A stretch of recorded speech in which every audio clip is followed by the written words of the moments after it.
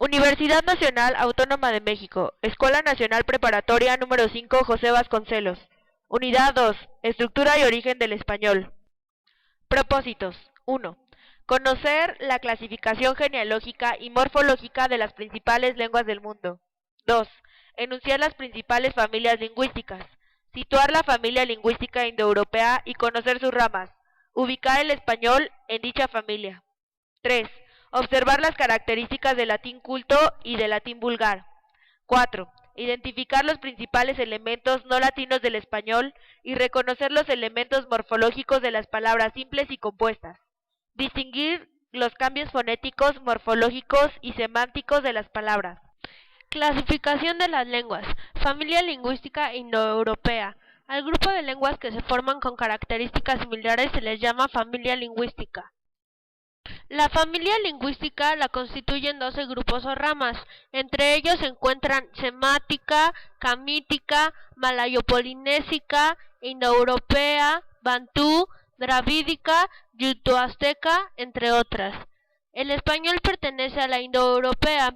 Las tribus que hablan el indoeuropeo se extendieron en todas las direcciones por llegar hasta el este, Indo o India, y por el oeste hasta la península ibérica y las islas británicas.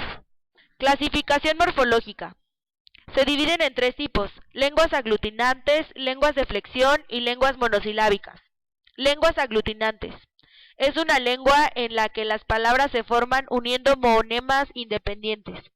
Lenguas de flexión. Es la alteración que experimentan las palabras mediante morfema constituyente según el significado gramatical o categórico para expresar sus distintas funciones dentro de la oración. Lenguas monosilábicas. Fácilmente se deduce su nombre.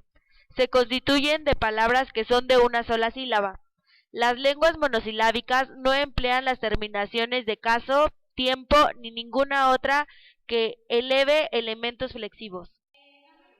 Aquí podemos ver un mapa conceptual con el ejemplo de estas lenguas. Lenguas aglutinantes. Constituyen el grupo más numeroso y extendido del mundo. Unen 2 o más palabras en una sola. Japonés, finlandés, turco, mongol, estonio, náhuatl y zapoteca. Lenguas de flexión. Expresan sus relaciones gramaticales por medio de raíces y fonemas, sintéticas, griego y latín.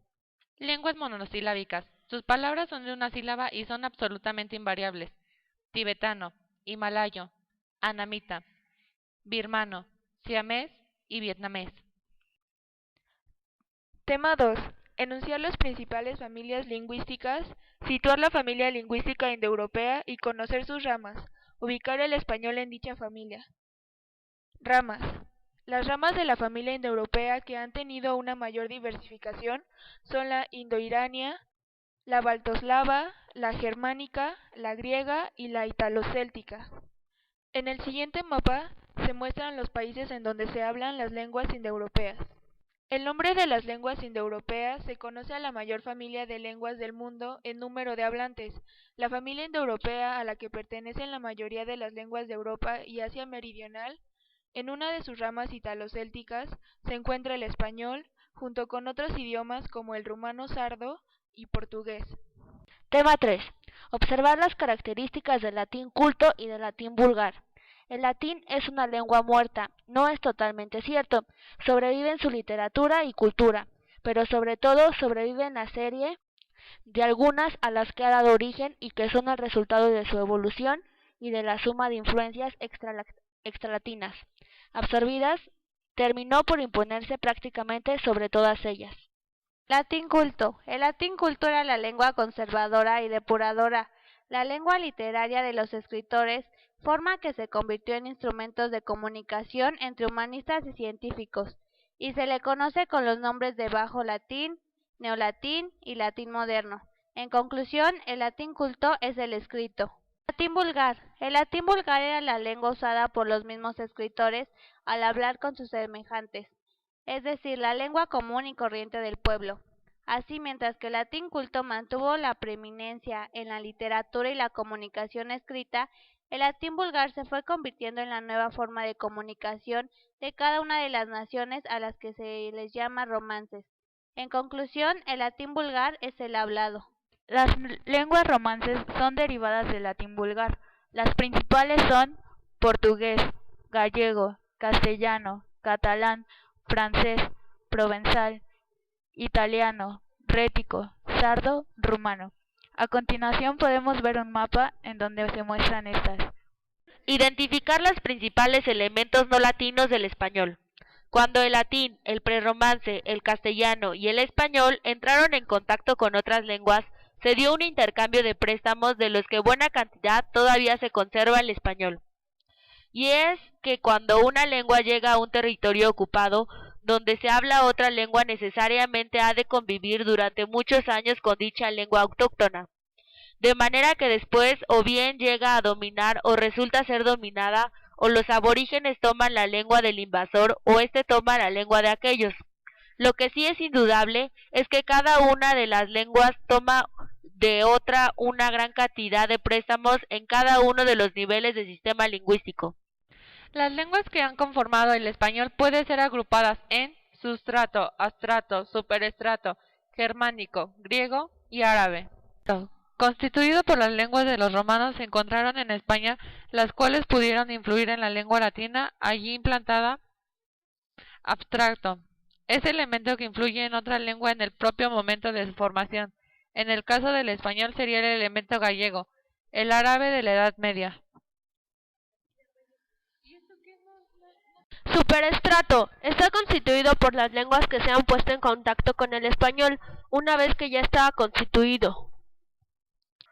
Germánico. Habían influido directamente en el latín, razón por el cual muchos germanismos están presentes en las lenguas romances.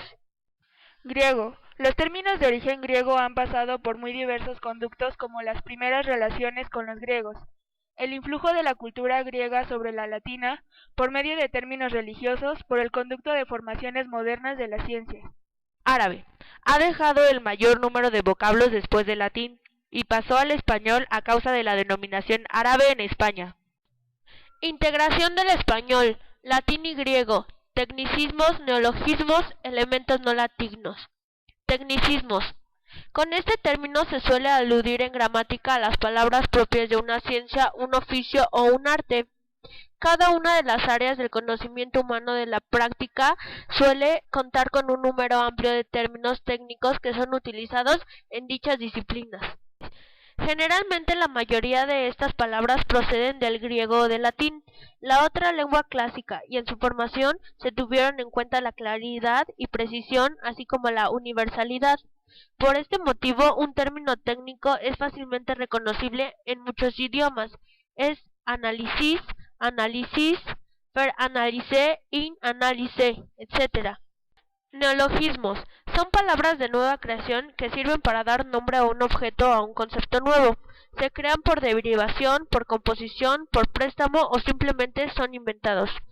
A la hora de poner un nombre a los inventos de los últimos siglos, también se ha acudido al recurso de composición de palabras aprovechando raíces de origen griego. Tema 5. Reconocer los elementos morfológicos de las palabras simples y compuestas. De acuerdo con la estructura de las palabras, estas pueden ser simples y compuestas. Las simples están constituidas por una raíz, las compuestas por dos o más. De las simples podemos distinguir las primitivas y las derivadas. Palabras simples. Las palabras simples primitivas son aquellas que no provienen de ninguna otra dentro del español. En cambio, las derivadas son las que se originan de una simple primitiva. De la palabra simple y primitiva campo se derivan campamento, campal, campaña, etc. Palabras compuestas. Palabras compuestas: agua marina, vinagre, saltamontes, buscapleitos, etc. Agua, marina. Vino, agrio. Saltar, montes. Buscar, pleitos. Otro tipo de palabras compuestas están integradas por raíces con prefijos: preámbulo, acampar, precampaña, antiviral, etc. Un ejemplo de las palabras compuestas es campo, de las cuales se pueden derivar las palabras campaña y acampar. 6. Distinguir los cambios fonéticos, morfológicos y semánticos de las palabras. Por lo general, las palabras están conformadas por distintos elementos estructurales, excepto las monosilábicas, los que se pueden observar si observamos con atención su configuración. Así pues, las palabras no son una identidad indisoluble, se pueden disgregar en elementos que cumplen cada uno. Cuando un grupo de palabras comparten la misma raíz, se les conoce como familia, ya que la idea que comparten se matiza mediante los afijos que pueden ser de tres clases: prefijos, infijos y sufijos. Ejemplo: humano, raíz sufijo ano. Humanista, raíz infijo an, sufijo ista. Deshumanizar, prefijo des, raíz infijo an, sufijo izar. Los prefijos se anteponen a la raíz. Los sufijos y los infijos se posponen a ella. La raíz contiene la idea fundamental de las palabras, de forma que una función de tres afijos consiste en matizar los significados y marcar las diferencias de una palabra con otra de la misma familia. Existe otro elemento llamado radical, que se forma por la raíz más el infijo. El afijo contiene significados que podríamos llamar secundarios. La función del infijo es eufonía. Aquí podemos ver algunos ejemplos de esto. Transformación de las palabras, cambios fonéticos, morfológicos, semánticos, sentido natural y metafórico. Se llama cambio fonético a cualquier cambio en nivel fonético, fonológico de una lengua, consistente en alterar la articulación de un determinado fonema. También se usa el término cambio fonético para designar al proceso por el cual una lengua altera su sistema fonológico con el tiempo. Este proceso es una parte de lo que conocemos como cambio lingüístico, el proceso universal e inevitable por el cual las lenguas cambian en el tiempo y por el cual los estadios de la lengua de diferentes épocas pueden llegar a perder inteligibilidad. El cambio morfológico es la rama de la lingüística que estudia la estructura interna de las palabras para delimitar, definir y clasificar sus unidades. Las clases de palabras a las que da lugar morfología flexiva y la formación de palabras morfología léxica. La palabra morfología fue introducida en el siglo XIX y originalmente trataba simplemente de la forma de las palabras, aunque su acepción más moderna estudia fenómenos más complejos que la forman en sí. Se llama cambio léxico-semántico al cambio lingüístico experimentado en la evolución histórica del componente léxico-semántico de un idioma. De los componentes del lenguaje, el léxico-semántico es el más propenso al cambio, porque refleja de forma muy clara las modificaciones y transformaciones técnicas, psicológicas, sociológicas, epistemológicas, propias de la evolución cultural de las culturas humanas, con independencia de que el léxico básico permanezca inalterado. Hay varios factores que cooperan para que se produzca este fenómeno. El proceso de transmisión del lenguaje, la falta de fijeza y vaguedad del significado, la facilidad de las palabras para desviarse o desvincularse del significado originario, el fenómeno de la polisemia, la ambigüedad semántica de muchas palabras no resultan ni siquiera por el contexto. Cuando tienes una generalización, se dice que es metáfora, y cuando tienes una restricción, es meteórico. Sentido natural. Se refiere al significado literal de la palabra, aquella que se puede encontrar en un diccionario y que es la más común o la más aceptada. Sentido metafórico. El significado metafórico es el que se obtiene por la relación de la palabra con otros significados, es decir, por sus campos semánticos. Bibliografías.